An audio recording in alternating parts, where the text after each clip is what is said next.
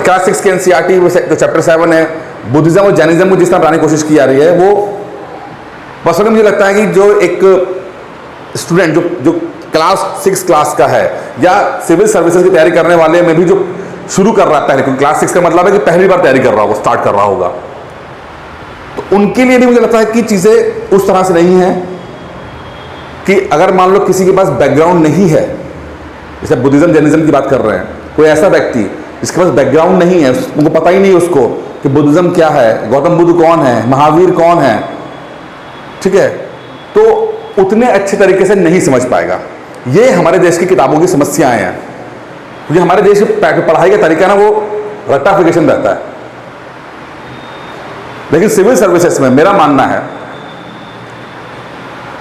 कि सबसे इंपॉर्टेंट है कि इस प्रिपरेशन को समझना, कि आप चीज़ों को समझो, पहले कुछ भी चीज़ आई है वो समझो पहले आप, ठीक है, और उसको एंजॉय करो। तो इंटरेस्ट रहेगा, आप इस बात पर रहेगा कि आप बुद्धिज्म को थोड़ा समझो, बजाय इसके कि रटो। रटने के बहुत सारे मौके मिलेंगे। आज क्या है, पहला क्लास है, बुद्धिज्म को समझने पे ध्यान देंगे, और समझने के लिए जरूरी है कि मैं आपको गौतम बुद्ध की कहानी सुनाऊं। गौतम बुद्ध क्या चीज़ है, क्या किया उन्होंने, क्योंकि अगर कहानी अगर आज हमें पता लग गई, उनकी लाइफ स्टोरी पता लग गई, तो बाद में जो गौतम बुद्ध से जुड़े हुए जो भी सवाल आएंगे उसको समझना और करना इजी पड़ जाएगा। जब स्टोरी नहीं मिलती है, जब हमें गौतम बुद्ध का फिलॉसफी समझ में नहीं आती कि है क्या, क्यों इतना फेमस है ये आदमी, क्यों उसको लाइट ऑफ एशिया कहा जाता है, क्यों लोग इतने पागल हैं, क्यों कहते हैं कि गौतम बुद्ध जो आज से 3,500 साल पहले पैदा हुए, ठीक है, 2,500 साल पहले पैदा हुए, तो आज भी रेलेवेंट हैं। सवाल ये आता है सिविल सर्विसेज में कि गौतम बुद्ध की टीचिंग्स के आज भी रेलेवेंट हैं। तो वो व्यक्ति जिसने 2,500 साल पहले जो बातें बोली, उस पॉइंट ऑफ व्यू से, उस माहौल में, उस कंडीशन में, उस समय वक्त अलग था, सिचुएशन अलग रही होगी, ठीक है, समाज अलग रहा होगा, लेकिन जो उसने उस समाज के बारे में बोला वो आज के समाज में भी इतने ही मतलब इफेक्टिव है। तो ऐसा क्या है, इसको जानना जरूरी है, ठीक है। तो आज चूंकि आपका पहला क्लास है इस गौतम बुद्ध को लेकर, तो पहले गौतम बुद्ध की बातें करते हैं। तो गौतम बुद्ध के बारे में देखिए, ऐसा है, ये एनसीईआरटी में नहीं लिखा हुआ, ये एनसीईआरटी में नहीं है, मैं आपको एनसीईआरटी से बाहर कर लेके जा रहा हूं मैं, क्योंकि एनसीईआरटी को समझने के लिए आपको ये कहानी जानना जरूरी है, ठीक है। एनसीईआरटी में जो लिखा है वो हम रिपेयर करेंगे, लेकिन उससे पहले का जो बैकग्राउंड स्टोरी है वो ज़्यादा जरूरी है। शाक्य मुनि, जब आपने महाजनपद पढ़ा था तो उसमें शाक्य राजा जो थे शुद्धोधन और उनकी वाइफ महामाया, ठीक है, ये दो राजा हैं। अगर आज की पॉइंट से बात करते हैं तो नेपाल का जो तराई का इलाका है, इंडिया और नेपाल की जो बाउंड्री का इलाका है, उस जगह की बात है। एक लुम्बिनी गांव है जहां पर जिसके राजा हैं शुद्धोधन और उनकी महारानी है महामाया, ठीक है, वो राज कर रहे हैं, उनका बच्चा कोई नहीं होता। फिर एक दिन महामाया को सपना आता है कि एक हाथी का सपना आता है। वो अपने जो जितने भी ज्ञानी लोग होते हैं उनसे पूछते हैं कि मुझे सपना इस तरह का आया है, इसका मतलब क्या है। तो सारे ज्योतिषाचार्य बैठ जाते हैं, बातें करते हैं, और ये सब लोग डिस्कस करते हैं कि महाराज इस आपको पुत्र की प्राप्ति हो सकती है, ये जो है पुत्र की प्राप्ति का इंडिकेशन है जो सपने में आपको हाथी दिखाई दिया है। खैर कुछ समय के बाद उनको पुत्र की प्राप्ति होती है और सिद्धार्थ का जन्म होता है। सिद्धार्थ जो बाद में चलकर गौतम बुद्ध बनते हैं। सिद्धार्थ पैदा होते हैं, जैसे पैदा होते हैं जैसे हमारे माता पिता होते हैं, जैसे बच्चा पैदा होगा तो उसका टाइमिंग और डेट लेकर ज्योतिष के पास जाते हैं कि भैया एस्ट्रोलॉजर बताओ कि क्या बने, क्या करेगा, इसकी कुंडली में क्या लिखा हुआ है, तो कुंडली बनवाते हैं। तो ऐसे शुद्धोधन ने सिद्धार्थ की कुंडली बनवाने के लिए अपने जितने भी एक्सपर्ट थे अलग अलग, उन सबको बोला कि भाई बताओ मेरा बेटा क्या किस तरह का निकलेगा। अब बड़े बड़े एक्सपर्ट थे, ज्योतिषाचार्य सब आए हुए थे, सबने कैलकुलेशन की, गणना की और बोला महाराज बच्चा तो बड़ा टैलेंटेड है, बच्चा बड़ा टैलेंटेड है, लेकिन एक समस्या है कि इसके दो ही जीवन में दो रास्ते हैं। या तो ये बहुत ही चक्रवर्ती सम्राट बनेगा, अगर ये राजकाज में इन्वॉल्व हुआ तो ये बहुत बड़ा राजा बनेगा जिसका बहुत बड़ा साम्राज्य होगा, चक्रवर्ती सम्राट कहते हैं उसको। लेकिन अगर इसका मन विरक्त हो गया, मन संसारिक चीजों से हट गया, तो ये बहुत बड़ा सन्यासी बनेगा। इसके पीछे लाखों लोग चलेंगे। अब ये तो टेंशन वाली बात थी। शुद्धोधन जो कि राजा है, उसके लिए टेंशन की बात है कि उसका जो राजकुमार है, एक ही बेटा, उसका जो वो राजकुमार जो है वो कहीं सन्यासी बन जाएगा, मतलब वो भिक्षा मांगेगा, भीख मांगेगा बैठ के। ठीक है, कहते यार ये तो बड़ा समस्या हो गई है। जैसे कि कोई ये बोल दे कि आप अगर बच्चे की कुंडली लेकर बोलोगे ये आपका बेटा जी नेता बनेगा, अब माता पिता देता कि बच्चा डॉक्टर बने, इंजीनियर बने, आईएएस बने, और बोला कि आपका बेटा नेता बनेगा, तो क्या बोले, अरे यार नेता बनेगा, बताओ, मतलब कुछ नहीं करेगा। ये सोचोगे ना, पता नहीं होता है, क्या पता नरेंद्र मोदी बन जाए, प्रधानमंत्री बन जाए।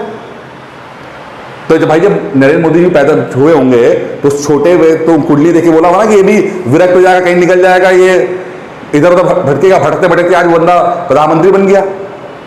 तो माता पिता को लगता है कि ऐसा कैरियर होना चाहिए जो सेफ होना चाहिए, इंजीनियर हो, डॉक्टर हो, आईएएस हो, सरकारी अधिकारी बन जाए, बाबू बन जाए, सेफ रहे। शुद्धोधन के साथ भी यही था कि भाई जो बेटा है वो राजा बन जाए तो ठीक है यार, ये कहाँ सन्यासी बन जाएगा। कहते भाई मैं तो बड़ा पागल हो रहा हूँ, कुछ करो, क्या किया जाए, ये विरक्त नहीं होना चाहिए। तो सबने सजेशन दिया कि ऐसा करते हैं महाराज, इसको ना आप किसी भी तरह से अपने कंट्रोल में रखिए और इनको ऐसी कोई चीज मत दिखाओ जिसको देखने के बाद इनके अंदर विरक्ति की भावना पैदा हो जाए, कि मन उचट जाए। जैसे कोई बूढ़ा व्यक्ति, कोई शव यात्रा, कोई रोगी, क्योंकि ये सब हम किसी शव यात्रा को देखते तो हमारे मन में विरक्ति आती है ना कि संसार क्या है यार, कुछ नहीं है, सबको मरना है। तो अजीब सी फीलिंग आती है, क्या सबको मरना है, हम भी मर जाएंगे क्या, तो अजीब सा आदमी सोचने लगता है। फिर अगर आप ऐसा नहीं दिखाओगे और इनको एक अच्छे से माहौल में रखोगे जहाँ पे बढ़िया तरीके से ऐशो आराम है, एसी लगा हुआ है, 50 इंच का टीवी भी लगा हुआ है, सब बढ़िया तरीके से खाने पीने को मिल रहा है, सब कुछ, तो आदमी संसारिक रहेगा, मन में फीलिंग आएगी नहीं। और समय सही समय होने पर आप शादी कर देना, बढ़िया हो जाएगा सब कुछ। कभी वो कभी ऐसा माहौल देखेगा नहीं तो कभी वो जाएगा भी नहीं उधर। शुद्धोधन बिल्कुल ये करते हैं, बच्चे को एक ऐसे कन्फाइंड इलाके उसमें एनवायरनमेंट पालते हैं, कोई बाहर ऐसी जो नेगेटिव चीज जो हो सकती है उसे बिल्कुल भी देखने को नहीं मिलती है। जो है सब कुछ घर के अंदर है। ठीक है, खाना पीना, पढ़ाई लिखाई, ऐशो आराम, खूब ऐशो आराम है। धीरे धीरे बड़ा होता है और इनकी शादी भी एक सुंदर लड़की से कर दी जाती है। वाइफ का नाम है यशोधरा। ठीक है, बहुत अच्छी है, सब कुछ बढ़िया है। कुछ समय जब बीतता है तो जब एज कोई 28 साल की होने लगती है तो शुद्धोधन को लगने लगता है कि यार अब ये सेट हो गया, अभी जाने वाला नहीं है। अब जो खतरा मंडरा रहा था कि ये व्यर्थ हो सकता है, अब अरे अब शादी भी हो गई है, तो क्या होगा, बच्चा भी होने वाला है। तो ये थोड़ा सा रिलैक्स हो जाते हैं। और इसी रिलैक्सेशन में एक दिन सिद्धार्थ जो है घर से बाहर निकल आता है और देखता क्या है कि उसको एक बूढ़ा व्यक्ति दिखाई देता है। तो अपने साथ में चल रहे व्यक्ति से बोलता है कि यार ये कौन है, ये आदमी की शक्ल इतनी खराब क्यों लग रही है। कहते भाई महाराज ये तो बुजुर्ग है, बूढ़ा है। ये क्या होता है, कहते सबकी उम्र हो जाती है तो बूढ़ा हो जाता है, क्या मैं भी बूढ़ा हो जाऊंगा। हाँ महाराज सब बूढ़े होते हैं, आप बूढ़े हो जाओगे। आगे बढ़ता है, देखता है एक रोगी आदमी होता है। कहता है ये क्यों खांस रहा है इतना। कहते महाराज ये रोगी है। ये क्या होता है, कहता है इसमें बीमारी लग गई है। क्या सबको बीमारी लगती है। हाँ महाराज सबको लगती है। क्या मुझे भी लगेगी। हाँ महाराज सबको लगती है, आपको भी लगेगी। अच्छा, आगे बढ़ता है, एक देखता है शव यात्रा देखता है। कहता ये क्या, ये आदमी को लेटा हुआ है। कहते महाराज ये इसका देहांत हो गया है। वो क्या चीज़ होता है। कहते महाराज ये मर गया है, ये दूसरे लोक में जा रहा है। क्या मैं भी मरूंगा। कहता हाँ महाराज आप भी मरेंगे। अब ये सब चीज़ें होती हैं। अब इसके अंदर विरक्ति की जो सॉफ्टवेयर है वो चलने लगता है, वो फीलिंग आने लगती है कि अब ये क्या चीज़ है। लोग बूढ़े भी हो रहे हैं, लोग मर भी रहे हैं, लोग बीमार भी हो रहे हैं, लोग दुखी भी हो रहे हैं, और मैं भी करूंगा तो ये रियलिटी क्या है। ये क्या संसार सचमुच संसार है या संसार जो हमें दिख रहा है उसके बाहर भी कुछ है। ये फीलिंग, अब ये विचार सिद्धार्थ के मन में आने लगता है और धीरे धीरे इसी उंधेड़ बूढ़ में रहता है। और करते करते एक दिन सिद्धार्थ फैसला करता है कि मैं घर छोड़ दूंगा और मुझे सत्य जानना है। मैं सत्य जानना, मुझे क्या है ये संसार, चीज क्या है। अब उसको पता था कि अगर मैं परमिशन मांगूंगा तो मुझे मिलेगा नहीं परमिशन, मैं पापा के पास जाऊंगा तो परमिशन मिलेगी नहीं। जैसे अगर आप आज कहो कि मुझे भारत भ्रमण करना है, मैं जानना चाहता हूं कि हिंदुस्तान क्या चीज़ है, भारत का भ्रमण करना चाहता हूं, पापा 2 थप्पड़ मार के बिठा देंगे आपको। तो भारत भ्रमण, पहले पढ़ाई कर लो, नौकरी पा लो, उसके बाद अपने पैसे चले आना भारत भ्रमण करने। तो सिद्धार्थ को पता था कि मुझे ना मेरी बीवी जाने देगी, ना माता पिता परमिशन देंगे। अब इसी बीच में सिद्धार्थ का बेटा हो चुका होता है, बेटे का नाम है राहुल। राहुल को पैदा हुआ एक ही दिन हुआ होता है, सिर्फ एक दिन, लेकिन जो व्यक्ति की फीलिंग है ना उतनी ज्यादा सिद्धार्थ के अंदर रहती है कि बच्चे को पैदा हुआ एक दिन हुआ है, रात को वो आता है, देखता है कि यशोधरा और राहुल दोनों सो रहे हैं। वो खड़े होते हैं और देखकर बिना बताए चुपचाप चले जाते हैं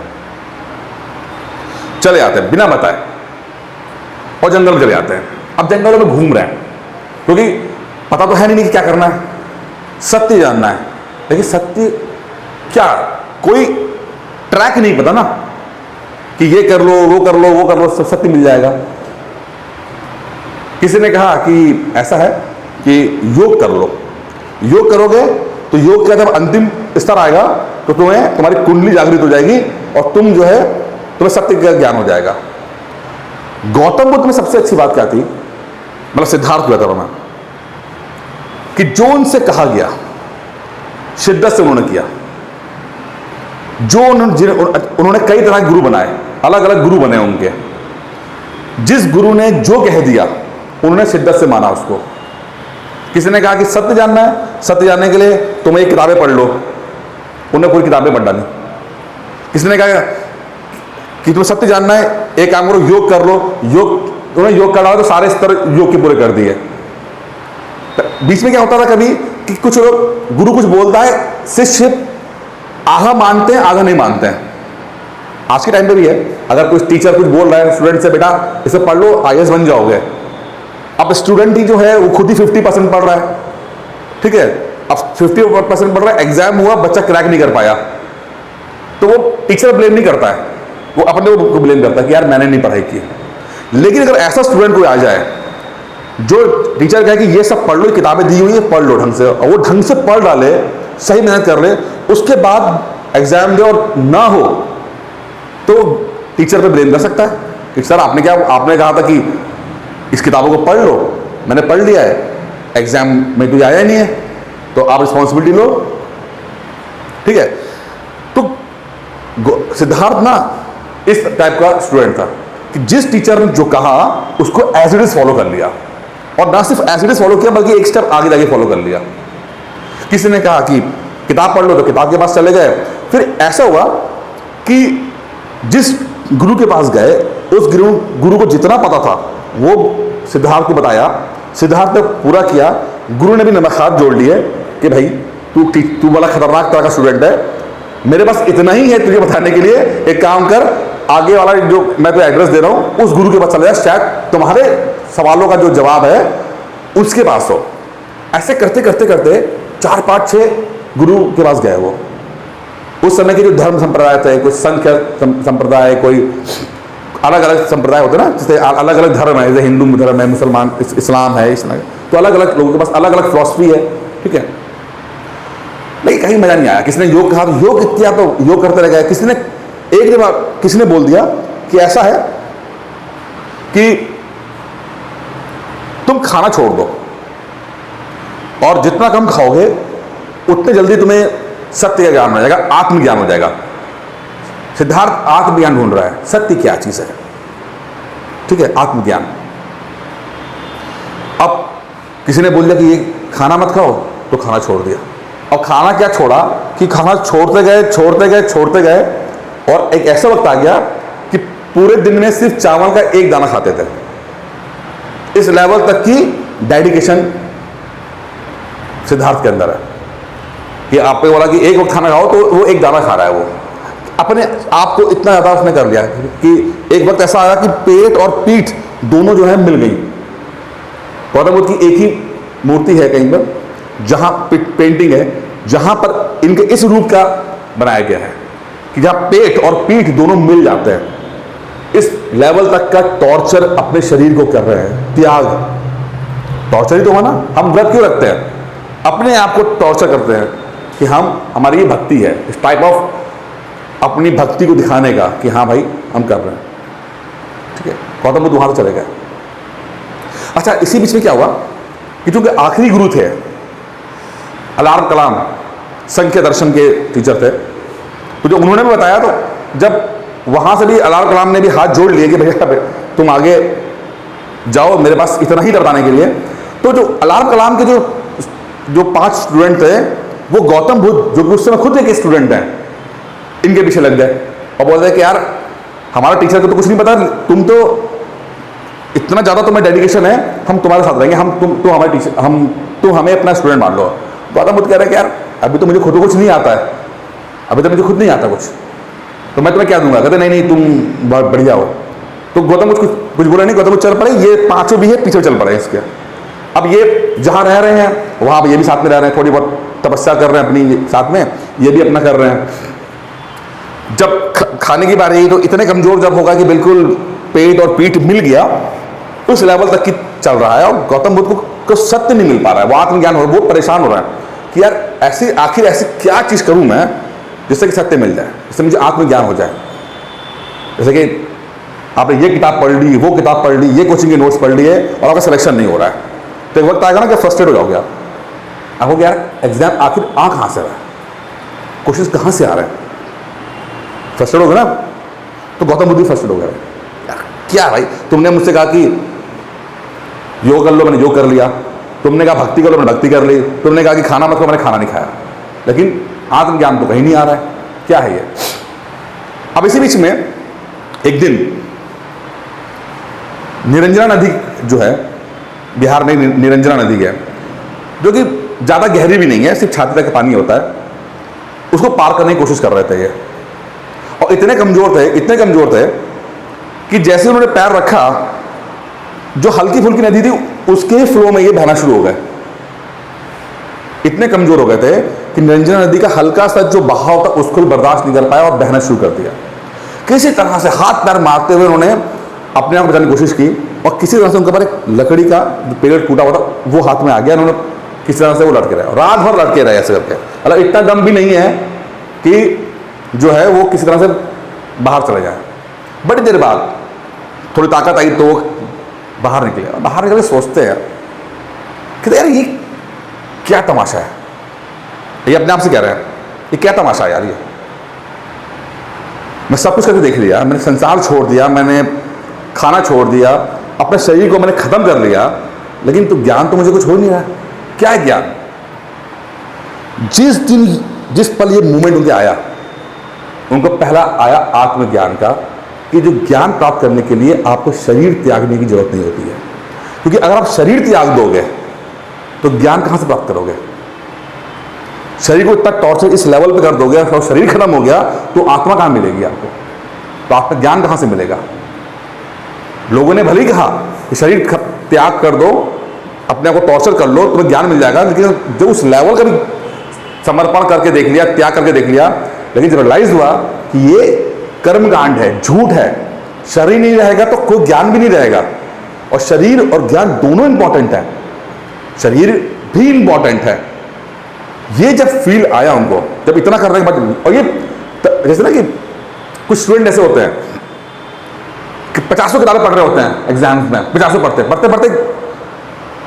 पढ़ रहे हैं और एग्जाम में जा रहे हैं, वहां से कुछ क्वेश्चन फंस नहीं रहा है, बड़े फ्रस्ट्रेट होते हैं कि यार कहां से एग्जाम में सवाल आ रहा समझ में नहीं आ रहा है।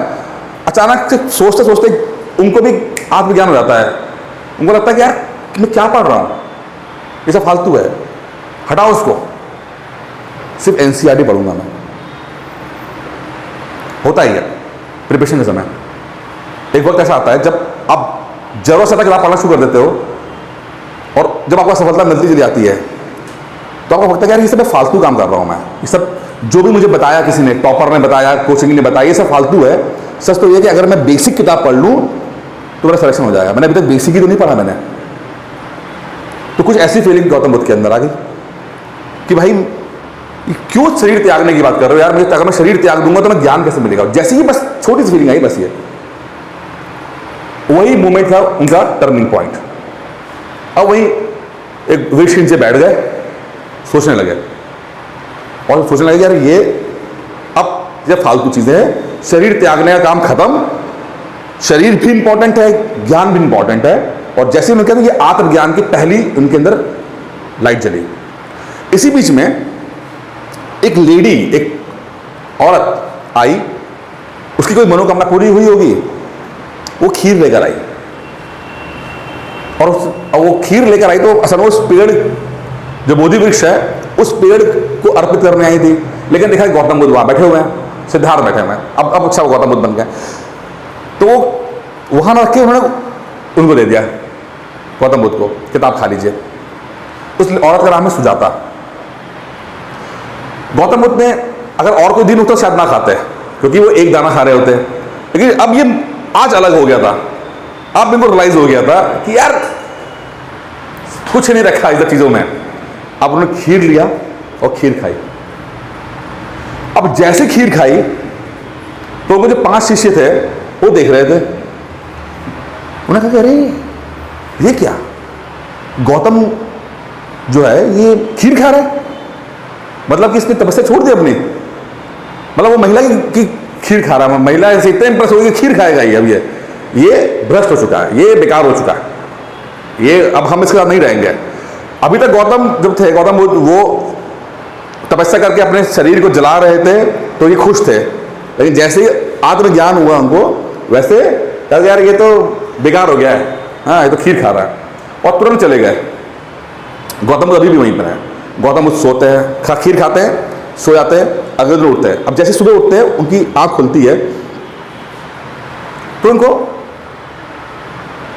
पहली बार एहसास होता है कि कोई थॉट नहीं है, अब कोई संसार की चीजें का कोई मकसद नहीं है, ना कोई त्याग तपस्या करके कोई मुक्ति या मोक्ष इस प्राप्त करने की चीजें। अब उनके अंदर किसी भी चीज को प्राप्त करने की कोई लालसा नहीं है। और जब आपके अंदर ये वक्त फील आ जाता है कि कोई लालसा नहीं है, मैं बस हूं, बस मोमेंट, बस सबसे इंपॉर्टेंट ये होता है।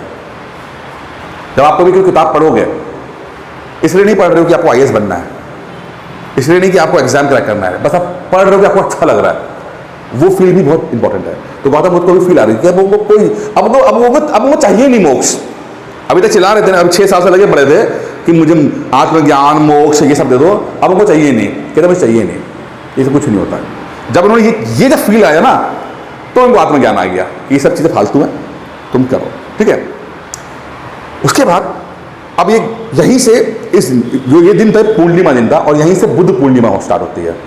यहाँ से गौतम का नया जन्म होता है, जिसको हम बुद्ध पूर्णिमा के रूप में सेलिब्रेट करते हैं, ठीक है। पूर्णिमा की रात थी, गौतम सिद्धार्थ से गौतम बुद्ध बनने का सफर हो गया। अब जब उनको ज्ञान होता है तो कुछ उनको याद आती है कि यार मेरे तो 5 चेले भी थे, वो कहाँ चले गए। तब कुछ खीर में खा के थोड़ा सा ताकत आई, कहते यार जब मैं तपस्या कर रहा था तब तो मेरी इन्होंने बहुत सेवा की, ठीक है। आज जब मैं उस समय मेरे पास कुछ था नहीं देने के लिए, आज मुझे ज्ञान प्राप्त हो गया है, तो मुझे भी मेरी रिस्पॉन्सिबिलिटी बनती है कि मैं भी कुछ उनको जाके दूं। मैं ढूंढते हैं, पता लगता है कि भाई पूछते कि यार वो 5 साधु थे कहाँ गए, तो पता लगता है कि वो सारनाथ चले गए। तो कहते ठीक है, तो ये गौतम बुद्ध उन 5 ढूंढने के लिए सारनाथ चले जाते हैं। सारनाथ पहुंचते हैं तो देखते हैं कि एक पेड़ के नीचे ये 5 बैठे होते हैं। अब जैसे गौतम उनके सामने आ रहे होते हैं, ये 5 देख लेते हैं गौतम बुद्ध को, गौतम बुद्ध आ रहे हैं। अब जैसे गौतम बुद्ध को देखते हैं तो अरे देखो ये वो आ गया, ये वही गौतम आ गया, ये भ्रष्ट है, ये बेकार हो गया, इसने खीर खा ली थी, ये अपने आप को पीठ मोड़ लेते हैं। मतलब गौतम बुद्ध सामने से आ रहे होते हैं तो इतना नाराज होते हैं कि अपने को पीठ मोड़ लेते हैं और पीठ करके बैठ जाते हैं और बोलते हैं कि यार देख इसकी तरफ देखेंगे नहीं, और कोई नहीं, ये बेकार है, हम बात नहीं करेंगे, इससे कुछ नहीं करेंगे।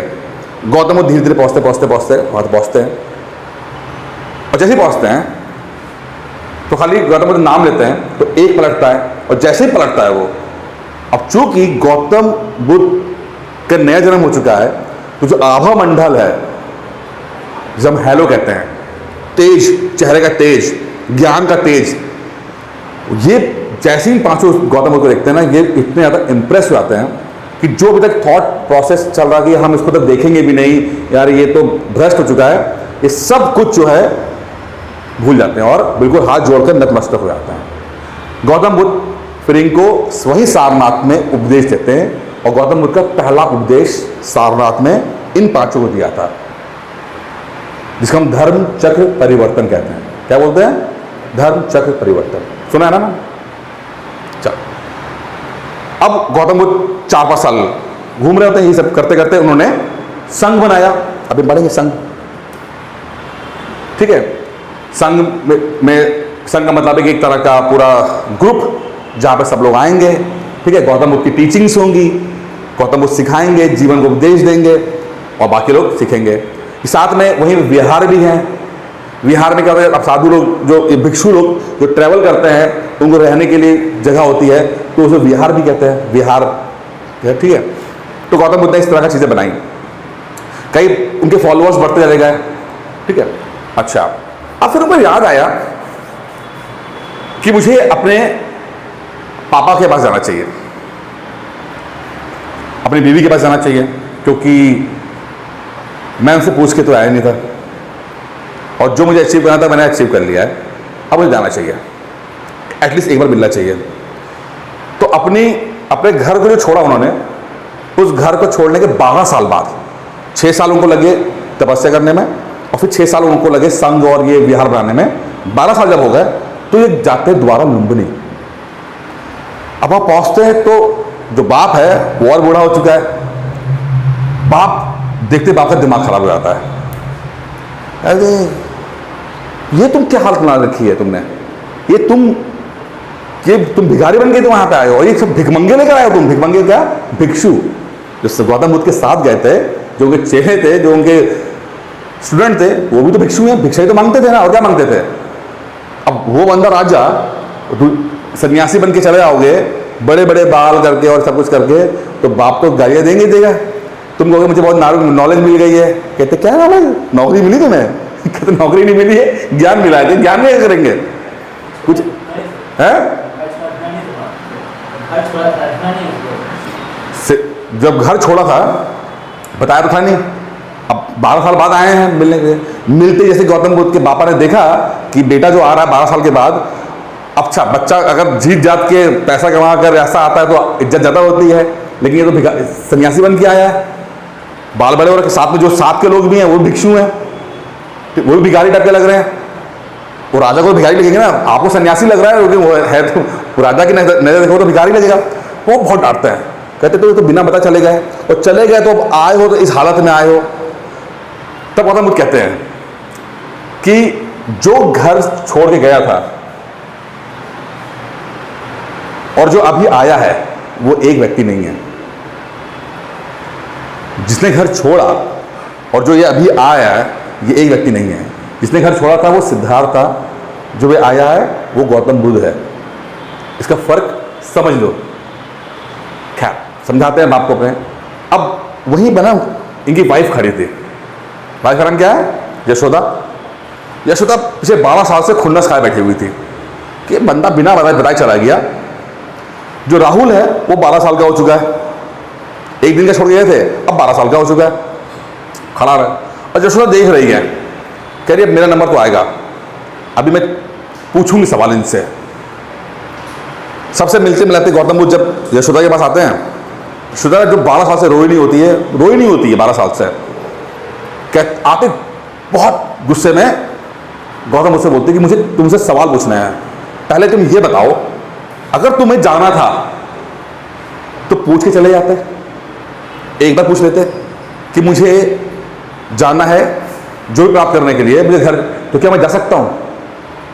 तो यार मैं तुम्हें मना कर देती क्या? मैं तुम्हें क्या मना कर देती? अरे एटलीस्ट एक बार पूछ तो लेते कम से कम। तुमने तो मेरी इतनी भी तुमने मेरी वैल्यू नहीं की कि तुम मुझे पूछ सको। तुम चले गए बस। मतलब कि तुम्हारी नज़र में मैं बहुत कमजोर हूं, मतलब मेरे में इतना दम नहीं है कि अगर मेरा पति किसी अच्छे काम के लिए जाएगा तो मैं उसको जाने दूंगी। ये तो वही बात होगी कि हम लोग जो शतरणी हैं जब अपने पति को युद्ध में भेजती हैं तो टीका लगा के भेजती हैं कि युद्ध में जा रहे हो। तो जब युद्ध में जाने के लिए हम आपको विदा कर सकते हैं, तो आप तो फिर भी ज्ञान प्राप्त करने के लिए जा रहे थे, आपको तो ना भेजते क्या? गौतम बुद्ध कहते हैं कि कुछ नहीं बोल पाए, उनके पास कोई जवाब नहीं था इस सब पर। बड़े बड़े सवालों के जवाब देने वाला गौतम बुद्ध बीवी के एक सवाल के निरुत्तर, चुप, सर झुकाए खड़े हैं। दूसरा सवाल, अच्छा मुझे ये बताइए, जो आपको घर छोड़ के मिला जंगल के अंदर, क्या सच बताइए दिल पे हाथ रख के कि आपको यहां नहीं मिल सकता था क्या? जो आपको जंगल में मिला, कि आपको यहां नहीं मिल सकता था? गौतम बुद्ध कहते हैं चुप, क्योंकि गौतम बुद्ध जान चुके थे कि जो सत्य है वो हर जगह सत्य है। जंगल में भी सत्य है, महल में भी सत्य है। बस डिफरेंस ये है कि आदमी सांसारिक काम में इतना उलझा रहता है कि वो कभी सत्य खोजने की कोशिश करता ही नहीं है। तो हो सकता है सत्य जो था, जो गौतम बुद्ध को उस निरंजना नदी के पास मिला, वो इस महल में आई ऐशो आराम की जिंदगी के साथ भी मिल जाता, पॉसिबल था। ये गौतम बुद्ध को पता लग गया था। तो गौतम बुद्ध इसमें भी चुप रह गए, कुछ नहीं बोला उन्होंने। तीसरा सवाल, और जो तीसरा सवाल था इसमें फंस गई यशोदा। अच्छा, लगा कि मैंने 2 पॉइंट मार दिए हैं, गौतम बुद्ध कुछ बोल नहीं पाए हैं, तो जो जोश में तीसरा पॉइंट भी बोल गई। बोलती कि राहुल को देखी, बेटा तू बोलता ना कि तेरा बाप कौन है? ये तेरा बाप, ये देख रहा है ये आदमी, ये तेरा बाप है। और अब तू इनसे मांग, जो कि जैसे हर बच्चा अपने बाप से मांगता है, तो तू भी मांग इनसे, और ये तुमको देना पड़ेगा। तो मांग इनसे, अपने हक की चीज मांग। अब राहुल बोलता है कि लाओ मुझे दो, जो बेटा बोलता है। अब गौतम बुद्ध तो सन्यासी हो चुके हैं, क्या उनके पास, लेकिन बेटे ने मांगा भी है। अब इनके पास क्या है सन्यासी के पास? तो सन्यासी के पास क्या होता है? एक भिक्षा पात्र। उसने गौतम बुद्ध ने राहुल को भिक्षा पात्र दे दिया। अब भिक्षा पात्र देने का मतलब जानते हो क्या होता है? कि आपने उसको भी संन्यास्त कर दिया आपने। अब इसका मतलब है कि 12 साल का राहुल भी सन्यासी बन गया। अब इसका मतलब है कि जब गौतम बुद्ध वापस जाने के हुए, तो राहुल भी पीछे पीछे चल पड़ा, क्योंकि अब वो सन्यासी बन चुका है। वो भी तो बेटा गौतम बुद्ध का ही तो बेटा है ना, तो वो कैसे हल्के में होगा? उसके अंदर भी तो डीएनए गौतम बुद्ध का ही है ना। तो वो भी चल पड़ा पीछे पीछे। अब देखा कि यशोदा ने कह रही बाप रे बाप, पति तो चला ही गया था, ये बेटा भी चल जा रहा है ये तो कहता है कि यशोदा भी सब छोड़ छाड़ कर चली गई गौतम बुद्ध के साथ, और सन्यास उसने भी ग्रहण कर लिया। और ऐसा ग्रहण किया कि इस इंसिडेंस के बाद यशोदा का कहीं पर जिक्र नहीं है बुद्धिस्ट किताबों के अंदर कि क्या हुआ। ऐसा नहीं था कि जब गौतम बुद्ध की बीवी बन के गई तो स्पेशल ट्रीटमेंट मिला है, कुछ किया ना। जैसे बाकी शिष्य रहे, बाकी लोग भिक्षु रहे, उस तरह से मिल गई। कोई जिक्र ही नहीं है यशोदा का इस इंसिडेंस के बाद। उसने कोई अपने आप को स्पेशल ट्रीटमेंट नहीं कराया इसके अंदर, ठीक है। तो गौतम बुद्ध चले जाते हैं, और यहां से भी गौतम बुद्ध जो है जब निकलते हैं, धीरे धीरे लगभग 80 साल का जीवन जीते हैं, अलग अलग जगह जाके प्रवचन देते हैं, ठीक है। वो सब हम पढ़ेंगे। फिर पॉलिटिकल हम देखेंगे, इसके बाद चैप्टर्स जो आएंगे कि किस तरह से गौतम बुद्ध के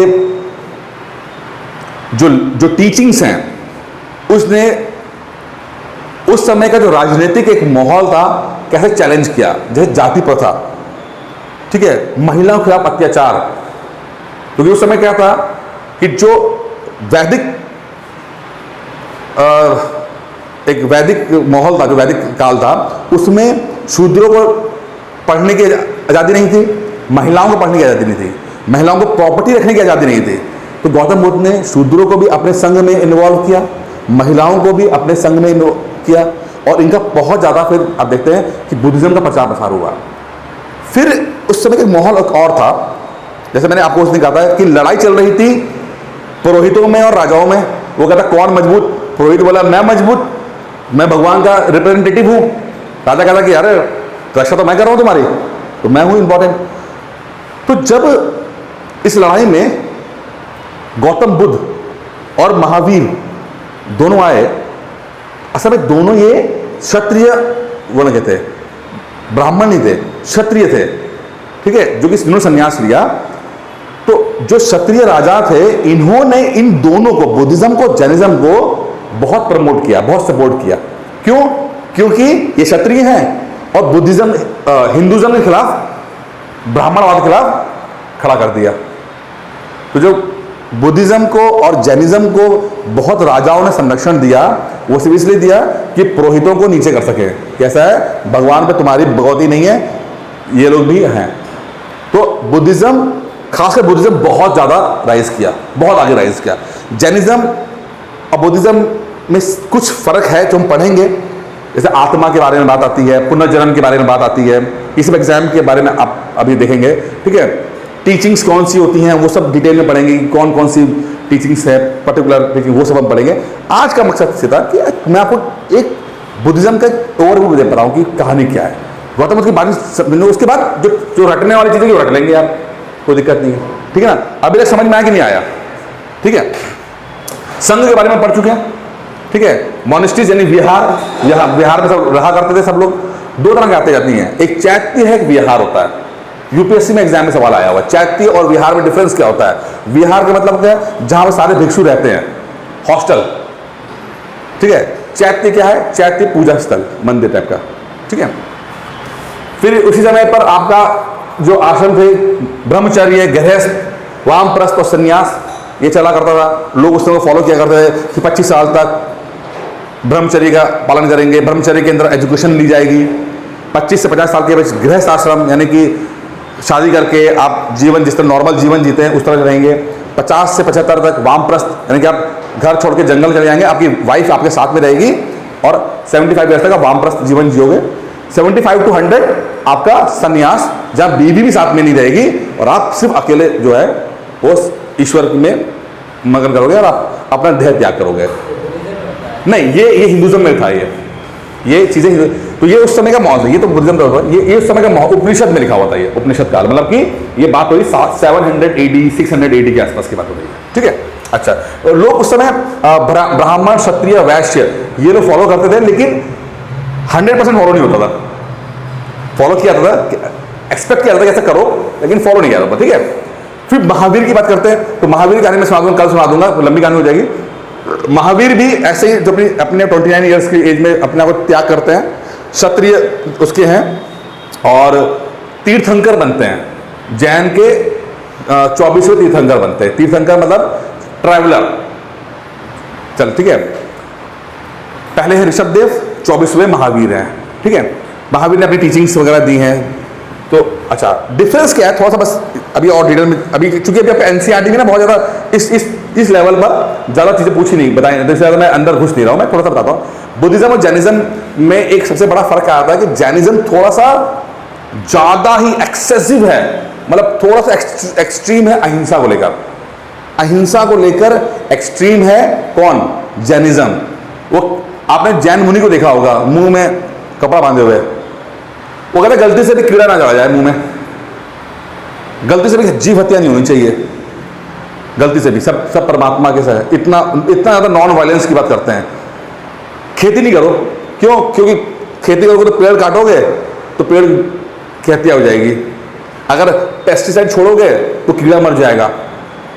तो जैनिज्म जो है नॉन वायलेंस, एक्सट्रीम लेवल का नॉन वायलेंस, जो कि कभी कभी आसान नहीं होता है फॉलो करना। आप देखोगे जैन धर्म को किसान लोग बहुत नहीं फॉलो करते हैं, इनको व्यापारी फॉलो करता है। जो जैनी है ज्यादातर व्यापारी है।